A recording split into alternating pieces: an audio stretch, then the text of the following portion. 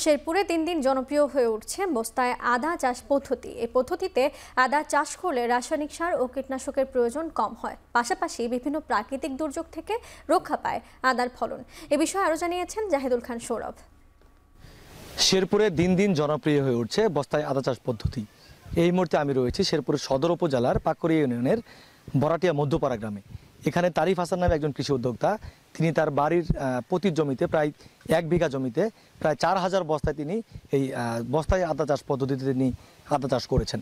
তার সাথে আমার কথা হয়েছে, তিনি আমাদেরকে জানিয়েছেন যে এই আদা চাষ পদ্ধতি অত্যন্ত লাভজনক এবং বাড়তি রাসায়নিক সার, কীটনাশক এবং সেচের প্রয়োজন হয় না বলে অল্প খরচে অধিক লাভ করা যায়। তারিফ আমাদেরকে জানিয়েছেন যে এই আদা চাষ পদ্ধতিতে এই পর্যন্ত তার 1.5 থেকে 2 লাখ টাকার মতো খরচ হয়েছে এবং তিনি আশা করছেন ক্ষেত থেকে তার 3 থেকে 3.5 লাখ টাকার মতো আয় হবে।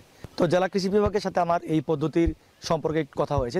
জেলা কৃষি বিভাগ আমাদেরকে যেটা জানিয়েছেন যে মার্চ এবং এপ্রিল এই 2 মাস হচ্ছে এই বস্তায় আদা চাষ পদ্ধতির চাষের উপযুক্ত সময় এবং পরবর্তীতে নভেম্বর এবং ডিসেম্বরে এই আদা বিক্রি উপযোগী হয় এবং বাজারে ভালো দামও পাওয়া যায়।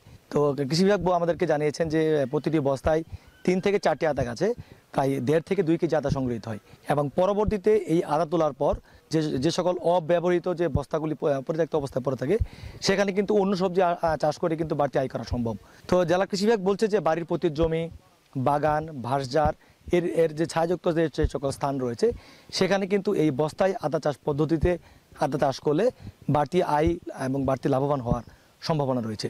তো এই ছিল শেরপুর থেকে আমার কাছে বস্তায় আদা চাষ পদ্ধতির সর্বশেষ তথ্য।